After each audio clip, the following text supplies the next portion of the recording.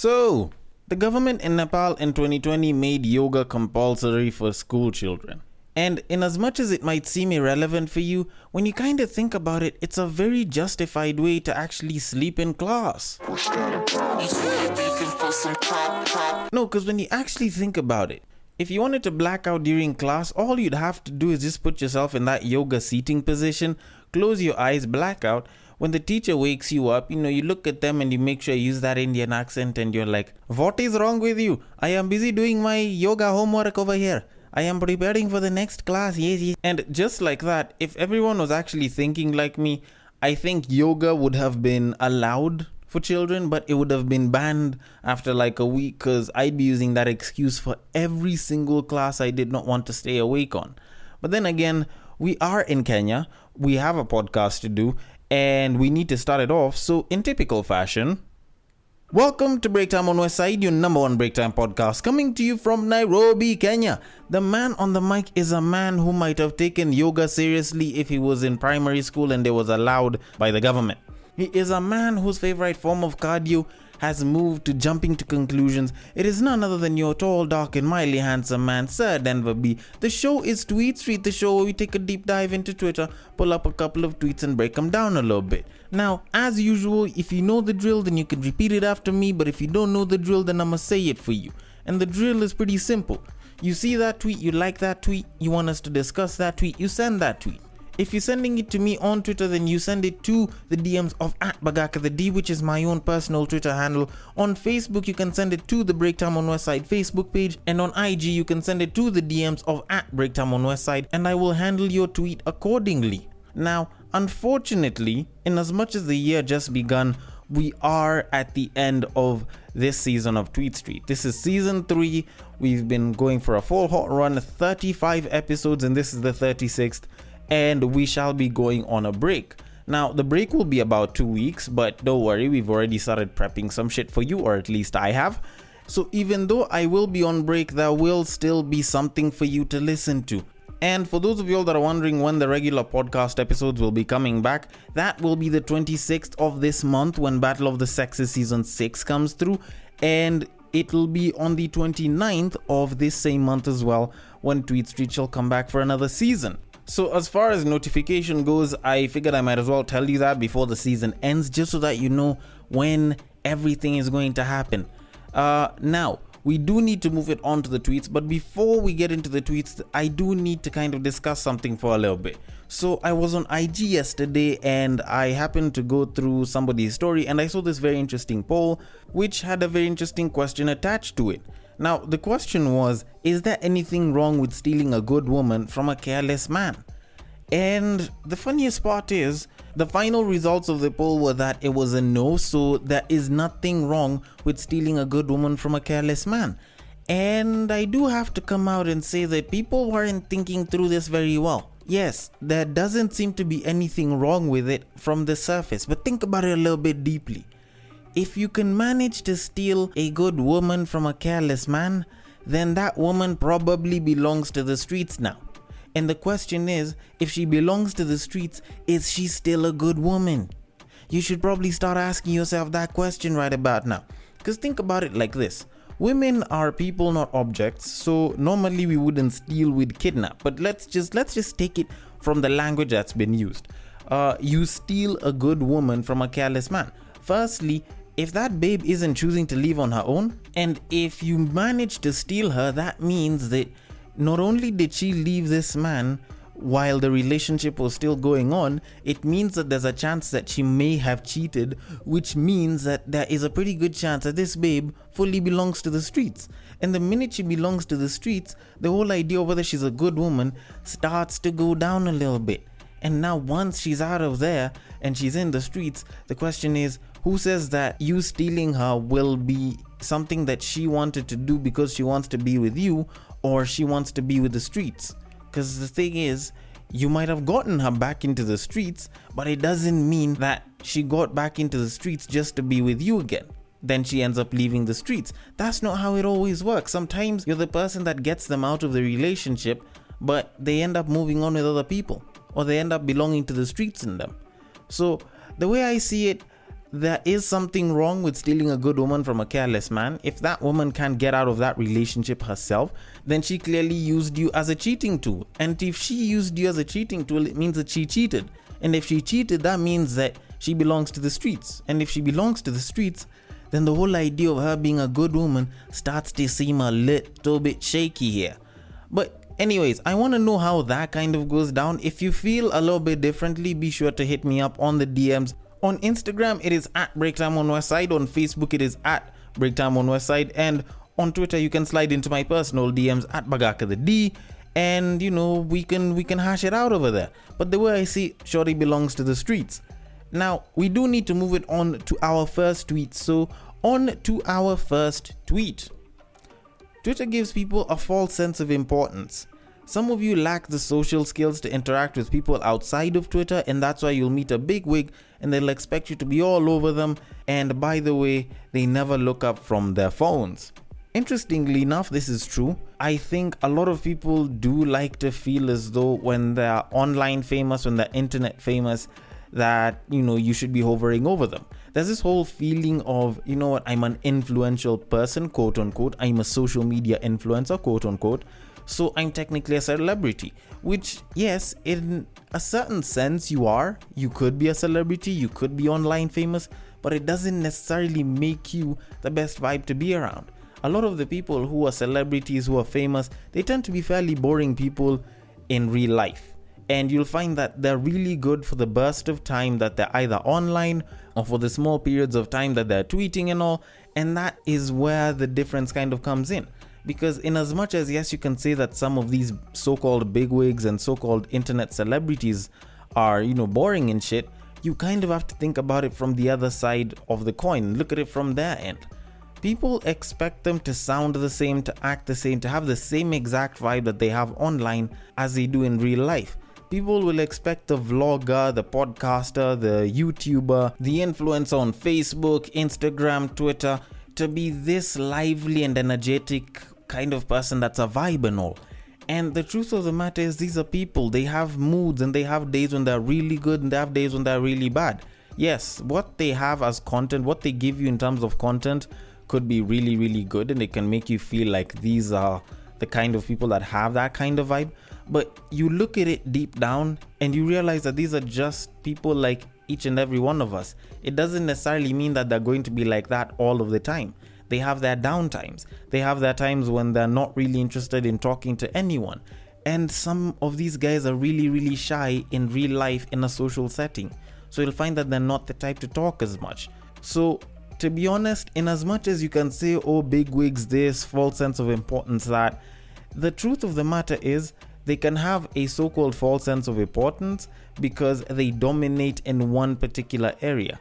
In real life, in a social setting, they might not be able to dominate and they expect their achievements to speak for them, but it doesn't necessarily mean that it has to speak for them all the time or that they will always be that way all the time. So always be ready for a disappointment in terms of the vibe you expect a certain person to have. And, just expect them to be a fairly quiet person that, doesn't talk a lot and is probably a little bit antisocial. And remember that in as much as they might be famous, in as much as they might be influential, what makes them that way is their work and not themselves as a person. So that being said, I know you're dying to continue the podcast you're currently listening to, but we have to interrupt your scheduled programming to bring you Sound Nation. Delve into music ranging from hip-hop to rumba, rock to bongo, and much more. We shall review new albums as well as fresh singles whilst paying homage to the sounds of the past. Find our episodes on Anchor, Apple Podcasts, Spotify, or any other podcast streaming platforms. On to the next tweet. I respect any man who can heal a heart he didn't break and raise a child he didn't make. They are the true definition of a gentleman. I celebrate you this year. Nope, I am not going to allow this one to go through, mostly because of that second bit with a child, but let me just kind of break it down in its sense, because it's a bit of a two-parter, a three-parter, and here's how I look at it. There is no special reason for you to respect a man who can heal a heart he didn't break. Because even though he's gone through the mud in terms of bringing that babe back from a very dark place, firstly, that's not even his duty. That's not his place to do that. That's a personal journey. That's something that you need to do on your own personal self. Even therapists don't help you heal. They help put you in a position where you can heal on your own. And the thing about it is, people like to make it look like, oh, he helped me heal and it's such a good thing and we need more men like that. No, we don't. We don't need such men like that. If you realize that she's a toxic person, she's a damaged person, let her heal herself. Stop taking yourself through senseless pain and numerous heartbreaks from a damaged person simply because you're trying to be Prince Charming and help them heal. At what point was that even your duty? And the worst part about it is, it's not like you're even gonna get paid for it. A psychologist, a counselor, psychiatrist, those ones will get paid. Your typical therapist will actually get paid for the work that they do. You're not getting paid. Maybe you might get pussy here and there. Maybe. Or maybe you play against the home team and you're expecting dick. Maybe you'll get dick or maybe you'll get ass. That's entirely up to you. But at what point is that sufficient payment? At what point is that some level of payment? Because you'll find that people will go damage other people while they're supposedly trying to heal, quote unquote, and then they move on, they drop this person, they go to someone else, and then the only time that they'll be talking about you and what you did for them is when they're busy reminiscing with their girls, and then they're like, you know what, he was a sweet person, he was an amazing person, we didn't manage to work out, but he helped me heal. And think about it like this, in as much as yes, they're talking about you in a good way, let me ask you this question. Even though they're talking about you, if you didn't manage to get her, if you didn't manage to get the person that you wanted, even after they managed to heal, at what point does that make you feel better?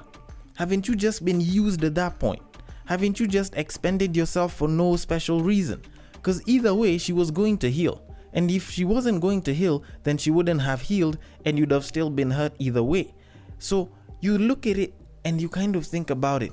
This is someone who should have taken a personal journey on her own, but you decided to put yourself there in the name of helping her heal, and then you're just gonna go ahead, be treated like absolute shit. This person heals, starts glowing because she's a much happier person now.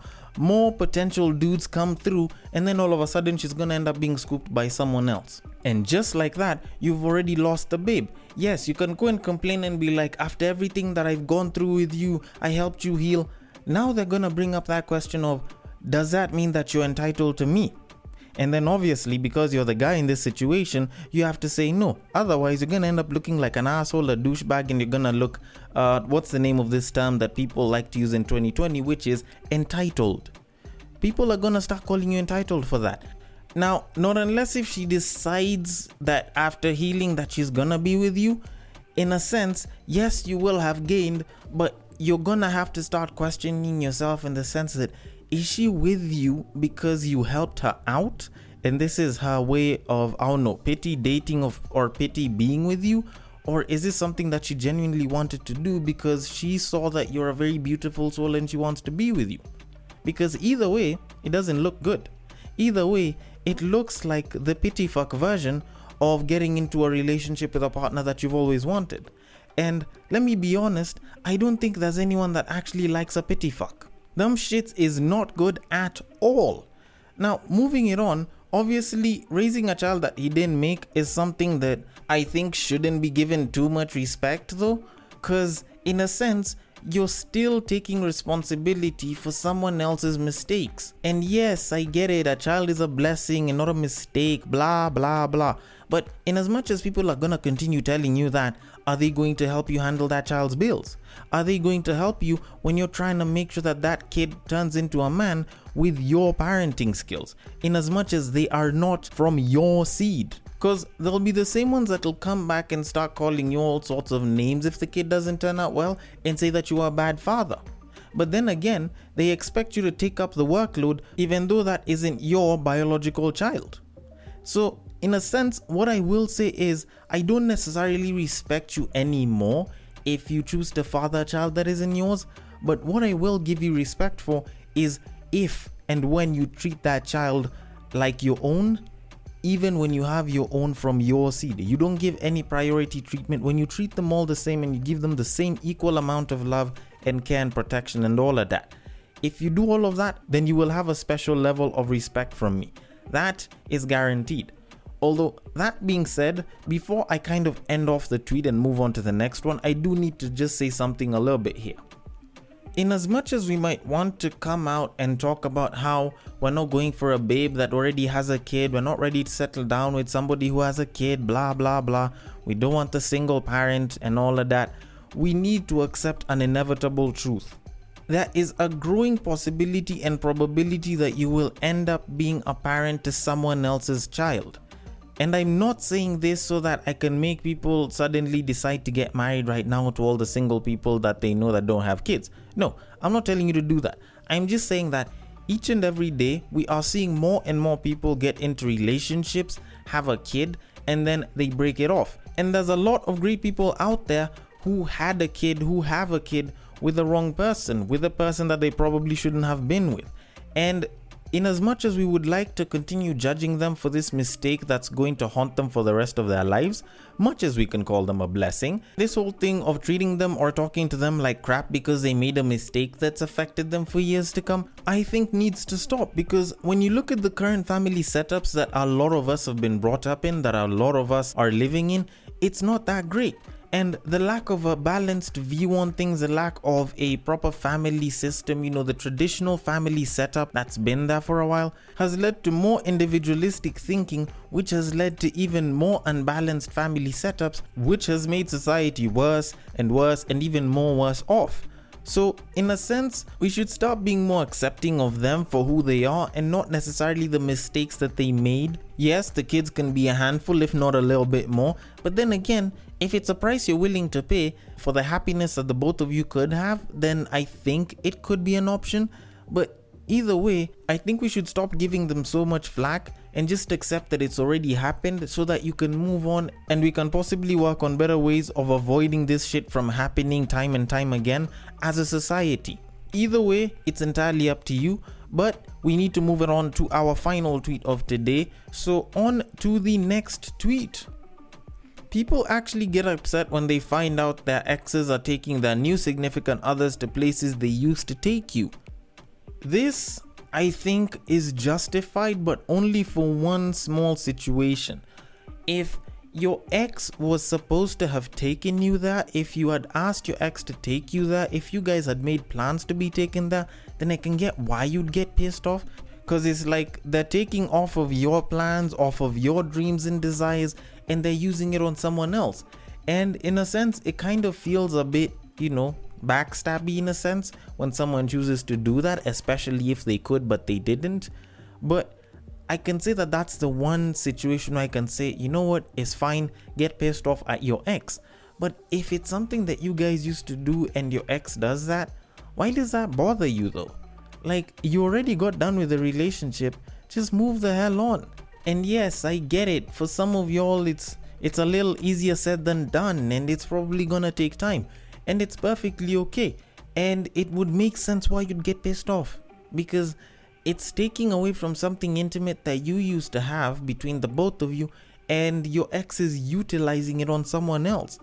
And there's a way that can kind of cut deep, because it's like, they should have done that with you, they could have done that with you, and it should have remained intimate between the both of you. But then again, you kind of think about it, a lot of things are free under the sun, and if it's a restaurant that you guys used to go to, it's a business like any other.